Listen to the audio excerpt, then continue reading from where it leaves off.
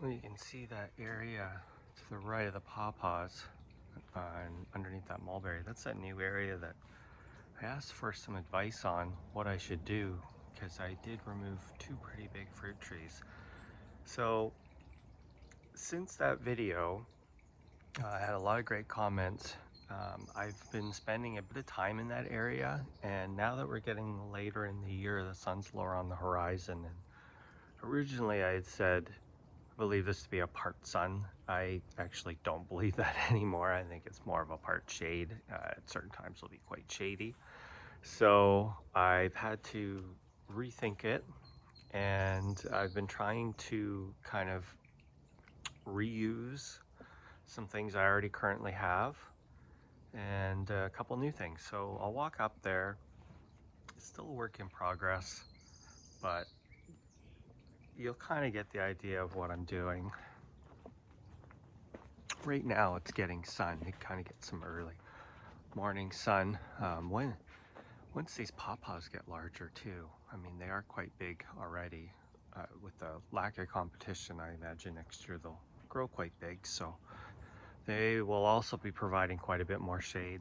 The hedge, I'm going to basically maintain it at the width that it's at now. So it's not going to be providing too much more. But anyway, let's get in here.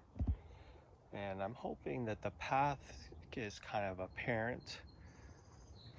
It's a huckleberry I've had here for a while. It's doing okay this year, actually.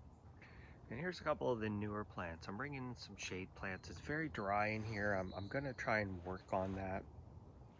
But I got this Lirio, which is an evergreen, and this one is this really bright chartreuse color. So I'm gonna split that up, and I'm gonna put one there and kind of one over here. These are actually mini compost bins to help improve the soil for my pawpaws. And I got a Cuba japonica, and this is from cutting off a plant at one of the original tiki bars here in Portland. Might have been from the 50s or the 60s, I'm not sure. So it's gonna go in this area because I kind of want some bright color to pop off the green. So let's turn around here. And well, one person suggested a sitting area, which I agree with. That's kind of what I've planned. So I kind of have this it's a bit of a curving path here, and it's a bit of a slope. So I'm gonna cut into the hill and line that with rocks. So it'll be about one step down, and I have enough room for two chairs. I just have this one here because I've actually been sitting in here kind of thinking about what I'm doing and what the light's gonna look like. So I'm basically looking at these palms, this big eucalyptus, and then I have this very tall bamboo hedge beside me. Down below I redid this area as well. So I have some Schefflera, that's a giant rhododendron, and some Fatsia. So I've kind of made this so that this is kind of my background, these taller ones, and then the Scheffleras grow pretty fast here. So this will be kind of a mid-level, 8 to 10 foot. And I'm going to be tucking in some Mahonias. In front here, well, let's see if you can actually see this. There is a rock wall, so it's quite a good step down. So when I sit in the chair, I'm kind of looking at this, so we'll get some, more mid-level plants coming in. I do have quite a few plants that were pre-existing. So what I've done is I brought in some black mondo grass. This is a bear's breech. These things, it's a variegated one, so they're known for being able to handle dry, shady conditions. So it's going to be kind of below the pawpaw here, so that will get quite big, semi-evergreen, big flowers. And then I've actually brought in two rice paper plants, one on each corner, and the idea is for these to kind of go up above me because right now there's nothing above. And so this will create a canopy, a high canopy within a couple of years, because the rice papers, they don't tend to hold on to a lot of leaves down low. So this area will be filling in with all your mid and low level plants. And then I'll have these big rice paper plants providing a canopy. This is an existing gumi that I'm going to leave.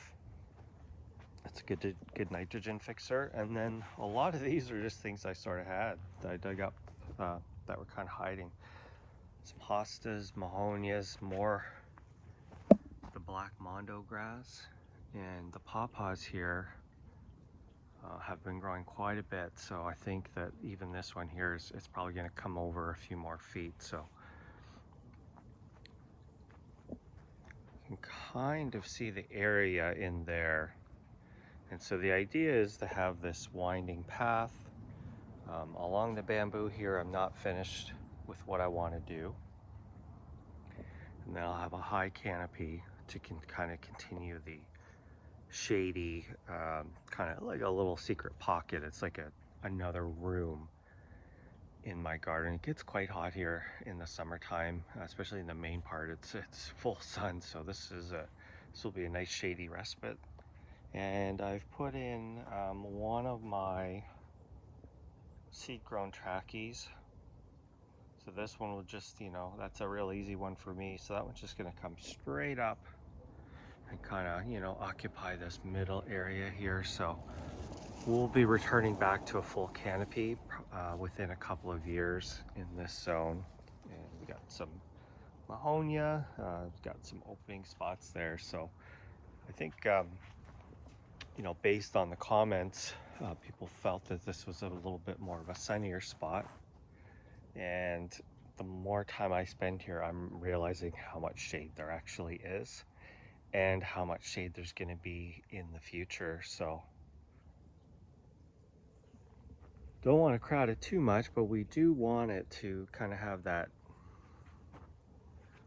interesting little jungle trail, new sitting area with quite a different aspect of this garden. So it'll be a garden that you look at from two different sides. Just work our way down here. I will eventually trim these these lower branches. So when we come down the garden path, this particular one,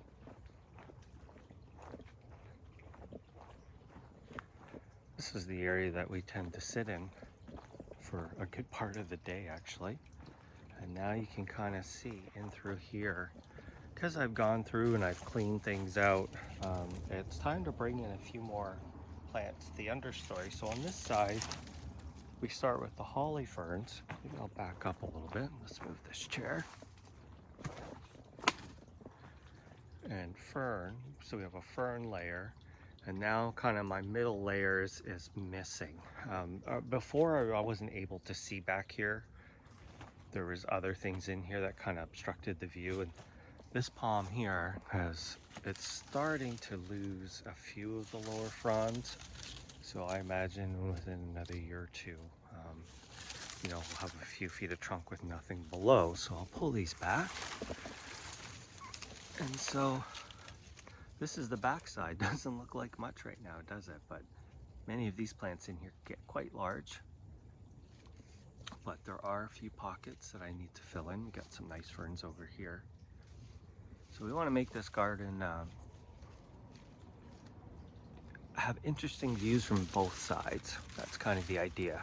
But very sparse looking right now. There was actually a huge big Musa Baju clump, a Gunnera, and a very large clump of Crocosmia, and they basically took up this entire area.